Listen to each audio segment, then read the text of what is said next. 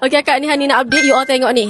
Customer kita daripada Thailand tau, tengok tu. Dah tahu in dekat butik Grab sedondon, tengok ni Grab sedondon. Okay, Kai pasang sebanyak 30 pasang untuk pakai majlis kenduri. Hani nak tunjuk sikit lah dia ni yang customer order. Sangat cantik, sangat lawa, corak songket lawa doh kakak. So kita nak interview sikit apa? Kita nak tanya customer sikit. Boleh ke? Lari. Tanya Kak boleh ke?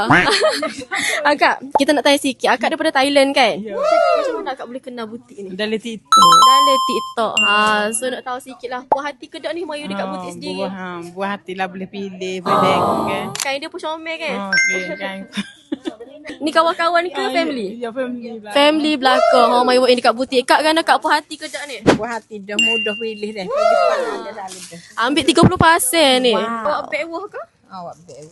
Backwah. So terima kasih Kak Dek. So akak-akak yang lain hak mana nak cari kipasan nak pakai backwah, tak kisahlah daripada Thailand ke Malaysia ke Kelantan ke, mari buat dekat butik-butik dekat Jalan Taja Syed Kota Baru Kelantan. Buka pukul 9 pagi sampai 6.30 petang. Butik Ira Sukri. Ingat tengok ni design-design baru comel ni. Paling puas hati tengoklah ni. Customer pilih comel, design songket 30 pasang lagi. So mari buat dekat butik ramai-ramai. Nak beli online pun boleh deh.